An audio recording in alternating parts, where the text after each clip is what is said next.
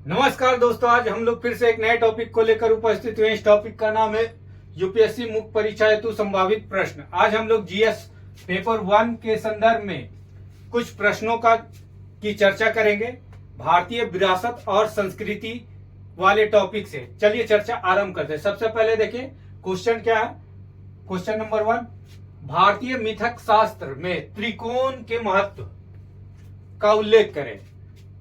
जैसा कि अभी हाल ही में हमारे नए संसद भवन का उद्घाटन हुआ और उसकी डिजाइन जो आकृति है त्रिभुजाकार की आकृति की है, इस कारण यह प्रश्न काफी महत्वपूर्ण हो जाता है। चलिए उत्तर का विश्लेषण करें। सबसे पहले देखें, त्रिकोण शब्द जो है संस्कृत से बना है। इसका अर्थ होता है व्युत्पत्ति। चर्चा में नए संसद भवन के डिजाइन के कारण ये रहा है। त्रिकोण जो है भूतकाल, वर्तमान काल और भविष्य काल यानी समय का सूचक रहा है, काल का सूचक रहा है।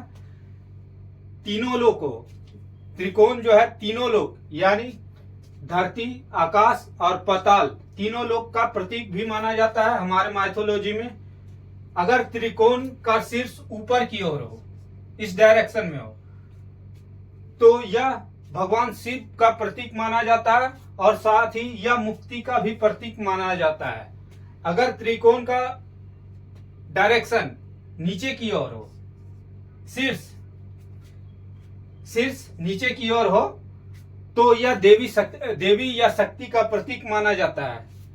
हम लोग जब राशिफल की गणना करते हैं तो विभिन्न स्थानों में, जैसे 2, 6 या 10 स्थान पे को लेकर अगर एक त्रिभुज बनाया जाए, त्रिकोण बनाया जाए, तो वो भौतिक समृद्धि को दर्शाता है।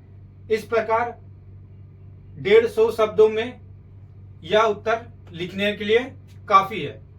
आगे दूसरा क्वेश्चन, प्रश्न संख्या 2, नालंदा विश्वविद्यालय सांस्कृतिक विरासत का केंद्र है। हाल ही में नालंदा विश्वविद्यालय के कैंपस का उद्घाटन किया गया, जिसके कारण यह प्रश्न काफी महत्वपूर्ण हो जाता है। चलिए चर्चा आरंभ करते हैं। नालंदा गांव की नींव जो है सम्राट अशोक के द्वारा रखा गया था। कुमार गुप्त यानी गुप्त वंश के कालखंड में यह विश्वविद्यालय का रूप लेना आरंभ हुआ और आगे चल के बहुत सारे शासकों ने यहाँ पे भूमि दान दी, जिसके कारण यह प्राचीन विश्व का प्रथम आवासीय विद्यालय बना। प्रथम आवासीय विश्वविद्यालय। यहाँ करीब 10,000 छात्र और शिक्षक रहते थे, जहाँ प्रवेश पाना काफी कठिन होता था छात्रों के लिए। इसके लिए दरबारियों से वाद विवाद करना होता था। इसके पश्चात ही आपको इस यूनिवर्सिटी में आपकी दाखिला हो पाती थी। यहाँ पर बौद्ध के साथ साथ जैन धर्म के जैन साहित्य, योग विद्या, ब्राह्मण ग्रंथ, वेद आदि का अध्ययन किया जाता था। यह अंतर्राष्ट्रीय शिक्षा का केंद्र भी रहा है। यहाँ पर चीन, Japan, Korea, Sri Lanka, Burma, Indonesia, Tibet आदि से छात्र आते थे और यहाँ पर रहकर अध्ययन करते थे। उनमें से हेन त्सुआंग जो चीन से आए हुए थे, वे काफी प्रसिद्ध हुए। उन्होंने यहाँ पर 16 वर्षों तक लगभग अध्ययन किया है, यानी भारत में रह के विभिन्न स्थानों पे, और अपने यात्रा वृत्तांत में बहुत सारे बातें भारत के संदर्भ में जानकारी दी। अब हम लोग प्रश्न के मुख्य बिंदु पे आते हैं, सांस्कृतिक विरासत का केंद्र कैसे रहा। तो चूंकि यहाँ पर विभिन्न भारतीय साहित्य की रचना की जाती थी और विदेशों से लोग आते थे, यहाँ अध्ययन करते थे। इससे क्या होता था, हमारी संस्कृति का प्रसार देश से अन्य दूसरे देशों में, मतलब भारत से लेके अन्य दूसरे देशों में प्रचार होना आरंभ हुआ। जैसे श्रीलंका में बौद्ध धर्म का प्रचार और बौद्ध धर्म के अस्तित्व को बनाने में नालंदा विश्वविद्यालय का काफी योगदान रहा है। फिर चीन में हो गया, जापान में हो गया, इस तरह से विभिन्न देशों में बौद्ध धर्म को फैलाने में यह काफी सहायक रहा। इसके अलावा हमारे योग विद्या को फैलाने में काफी मदद मिला है। इस कारण इसके महत्व को देखते हुए वर्तमान में क्या किया जा रहा है, नालंदा विश्वविद्यालय को फिर से पुनर्जीवित किया जा रहा है।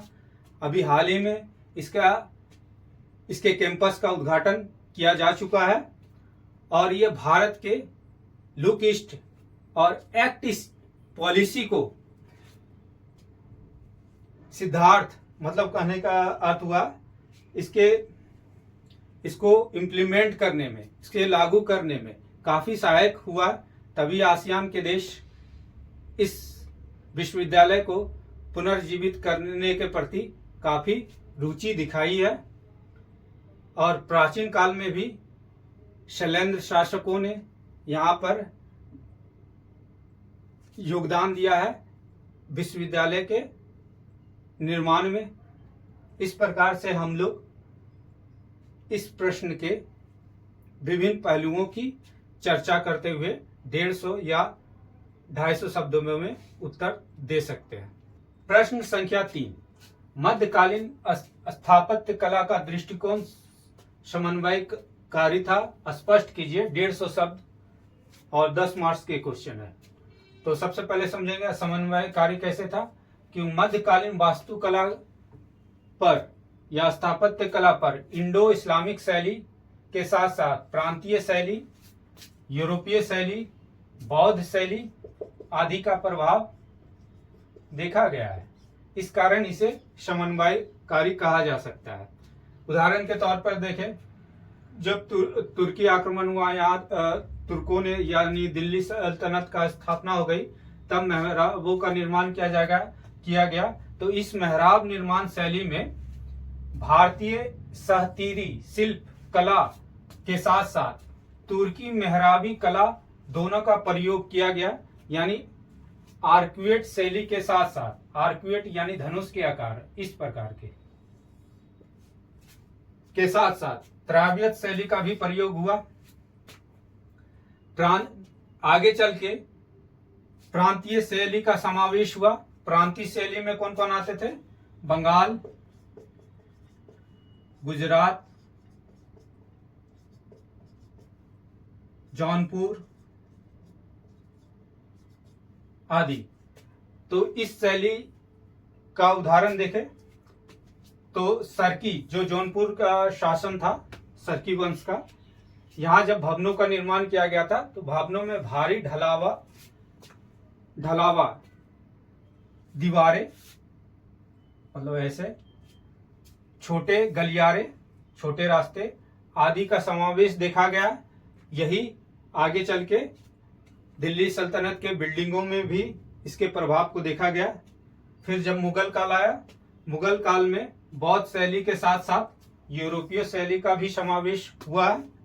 जैसे फतेहपुर सिकरी निर्मित पंचमहल में जो निर्माण किया गया है पंचमहल का, वो बौद्ध शैली से प्रभावित था।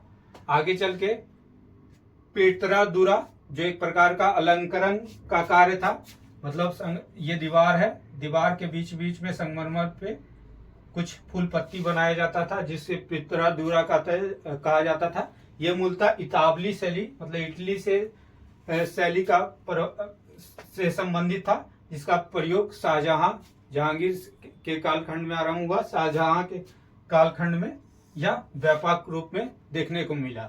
इस प्रकार हम कह सकते हैं कि मध्यकालीन भारतीय स्थापत्य कला का दृष्टिकोण समन्वयकारी था। आज हम लोग 3 प्रश्न इस वीडियो में देखे। आगे हम लोग फिर नए वीडियो में अन्य प्रश्नों को देखेंगे। तब तक के लिए धन्यवाद।